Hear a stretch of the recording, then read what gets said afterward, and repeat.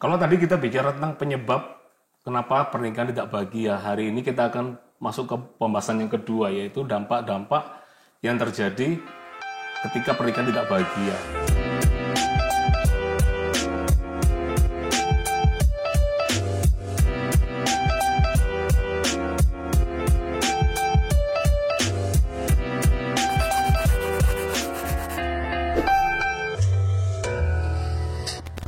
Dampak yang terjadi ya, pria yang mungkin lebih mudah pemarah, ya kan, selalu bawaannya adalah emosi segala macam. Tentunya kalau pria emosi, buat suasana juga tidak menjadi nyaman buat keluarganya, buat istri dan anak-anaknya.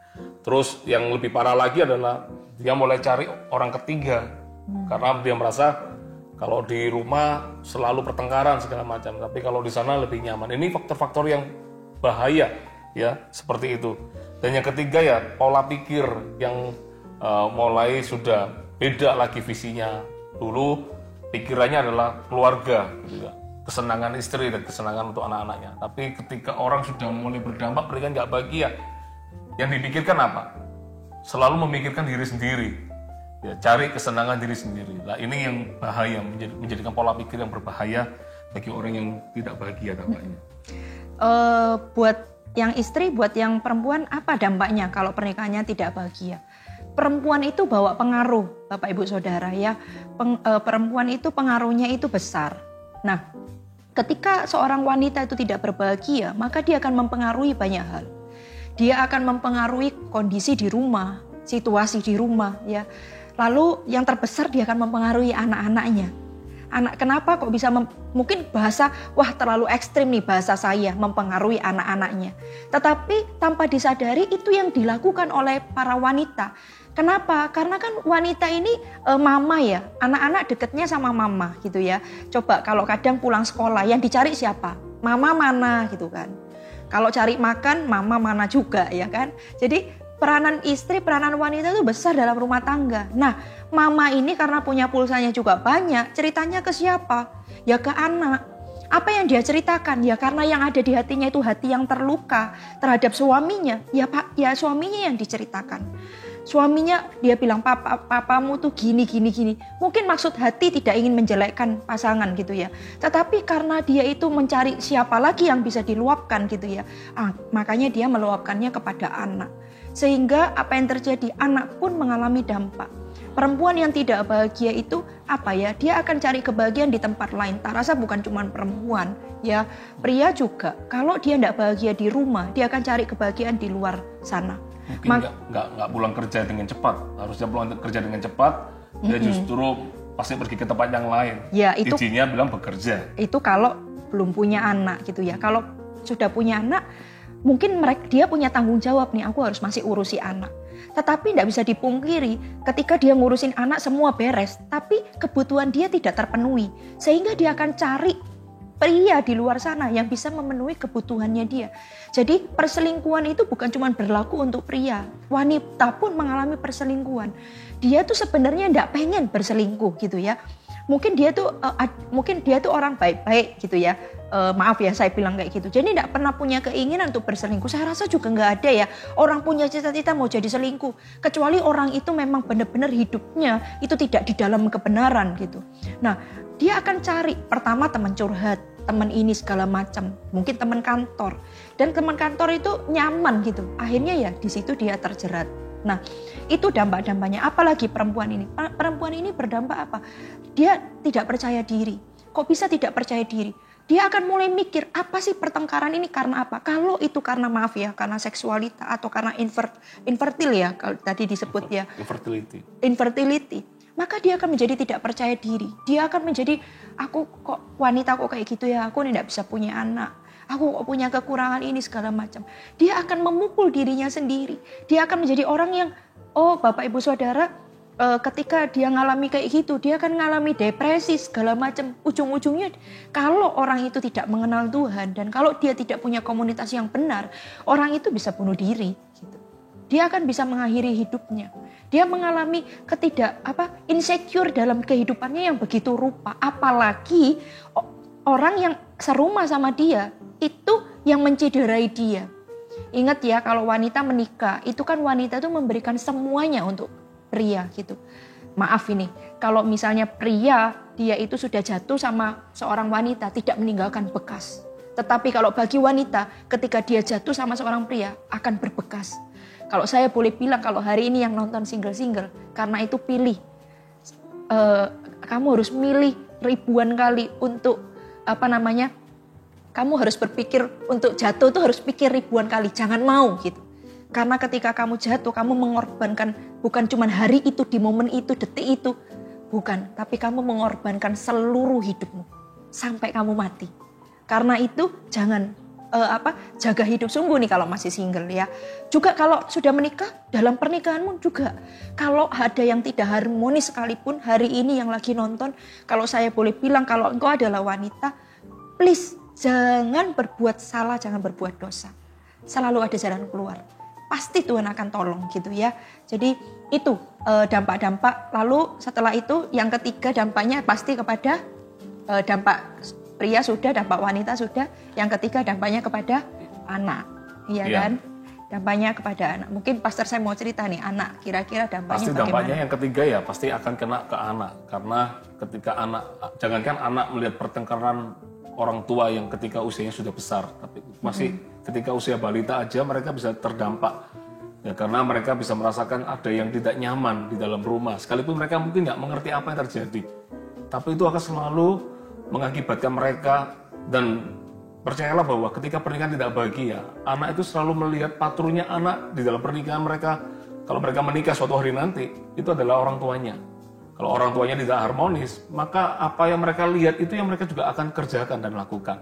Makanya kita harus hati-hati, karena bagaimanapun juga kalau anak yang berdampak, kadang anak juga nggak betah di rumah, dia lebih suka keluar, ya dia lebih suka menyendiri, ya, apalagi dengan situasi yang ada sekarang, dunia online segala macam, mereka nggak keluar dari kamar, mereka lebih suka di kamarnya, mereka activity di dalam kamarnya sendiri seperti itu. Ini dampak yang kurang bagus.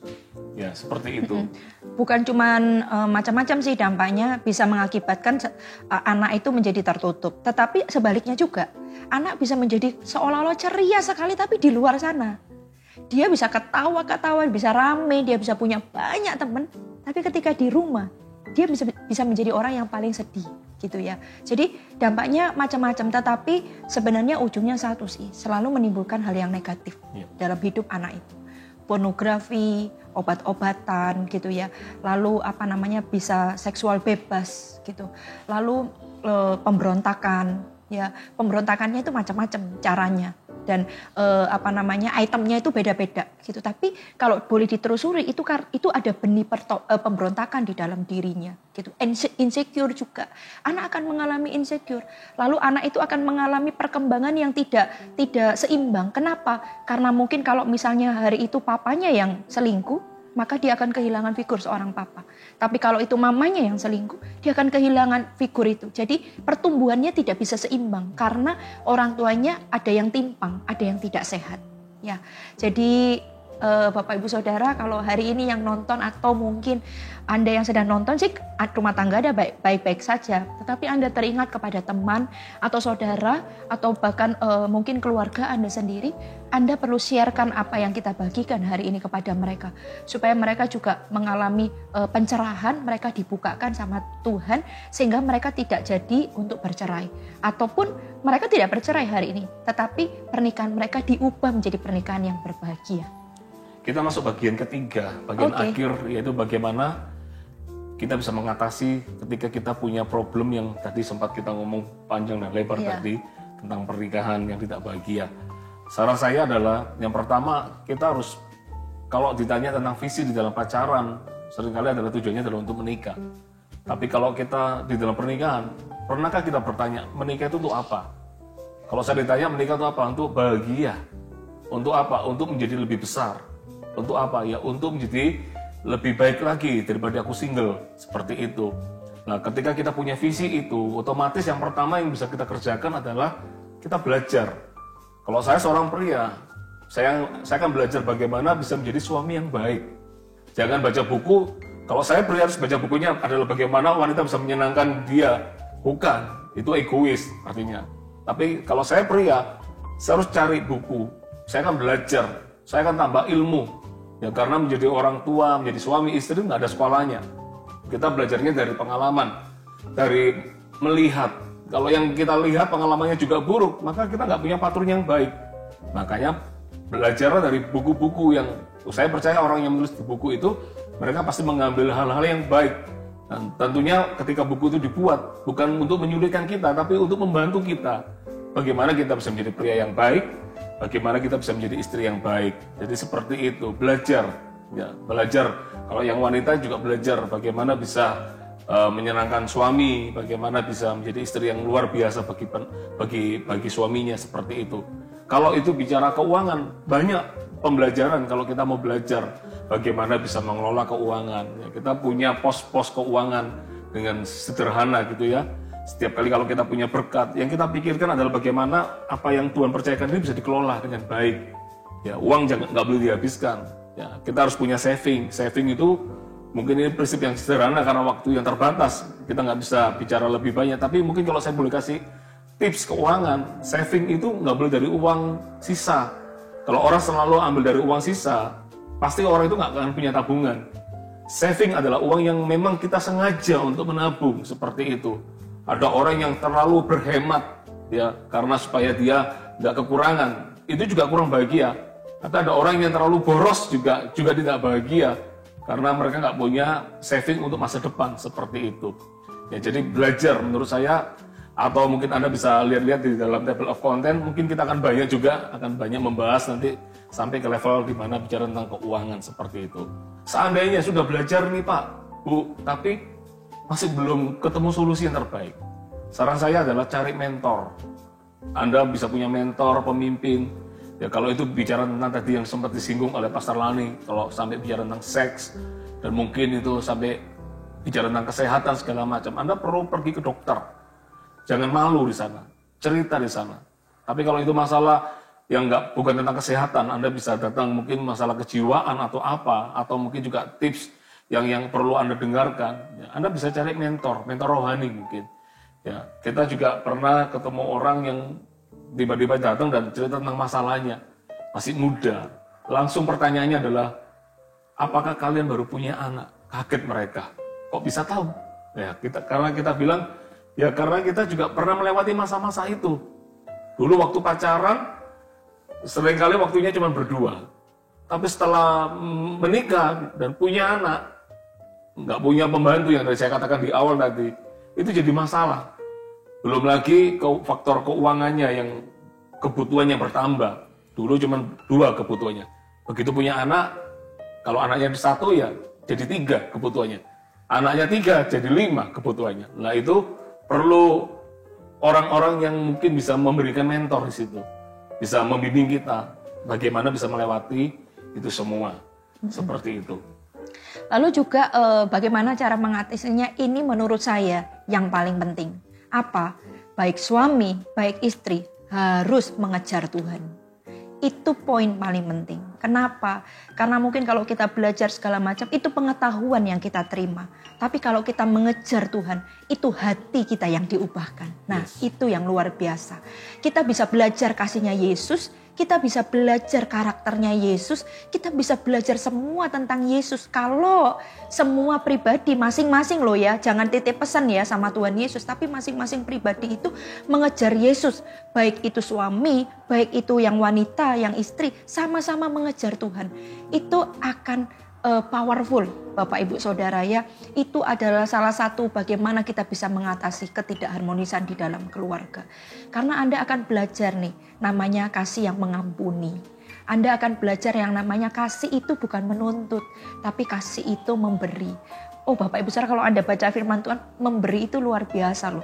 Saya baru baca ini tentang memberi ya. Firman Tuhan tuh bilang gini, Tuhan tuh datang bukan untuk meniadakan hukum Taurat, tetapi menggenapinya.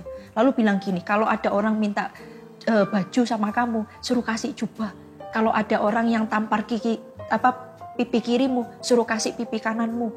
Kalau kamu memberi sedekah dengan tangan kirimu, tangan kananmu tidak boleh tahu. Kalau kamu ketemu musuhmu di jalan, kamu harus memberi dia salam. Apa bedanya kalau kamu memberi salam kepada orang yang mengasihi kamu, gitu kira-kira ya. Oh Bapak Ibu Saudara lihat, itu adalah prinsip memberi menurut takarannya Tuhan Yesus. Nah kalau suami, baik pria, istri dan baik wanita itu sama-sama mengejar Tuhan, maka dia punya prinsip itu dalam hidupnya. Dia akan memberi bukan menuntut. Betapa bahagianya Bapak Ibu Saudara, bahkan ketika mungkin gangguan tidak bisa punya anak atau gangguan seksualitas terjadi gitu ya, atau gangguan ekonomi terjadi, tidak akan menjadi sebuah masalah. Kenapa? Karena masing-masing orang itu mengejar Tuhan. Dia ngerti kebenaran dan bukankah kebenaran itu yang memerdekakan setiap kita. Saya sarankan, ya ini bukan cuma saran menurut saya ya, kita semua ini, termasuk saya dengan Pastor Sam, kita ini harus mengejar Tuhan. Ya jangan gini, ya kebanyakan kan menurut survei nih ya, kebanyakan itu kalau jadi pendoa aja di gereja, itu wanita, pria jarang. Bapak Ibu Saudara, yang nonton table of content, kalau saya boleh bilang itu tidak terjadi atas setiap Anda. Kalau Anda pria juga nonton table of content ini, Anda pun adalah pria yang mengejar Tuhan. Jadi suami istri harus mengejar Tuhan sama-sama. Karena itu adalah kunci paling utama pernikahan seseorang itu, berbahagia. Setuju Pastor Sam? Ya. Kita berharap melalui table of content ini Anda semua diberkati dan mungkin cara pandang bisa diubah sehingga Anda punya pernikahan yang berbahagia. Oke, kita sudah selesaikan sesi Pernikahanku Tidak Bahagia. Nantikan sesi berikutnya. Sampai jumpa. God bless you. Menjadi single fighter juga pasti ada ketakutan tersendiri. Apakah bisa mendidik anaknya menjadi anak yang menjadi punya masa depan yang bagus di kemudian hari? Tidak peduli sih, meskipun single ataupun Anda lengkap suami istri, namanya kalau pulang kerja pasti capek dan selalu ada hal yang bisa membuat emosi kita itu bisa kacau gitu. Tapi ya sekali lagi kita harus mengambil keputusan untuk kita bisa mengendalikan emosi kita.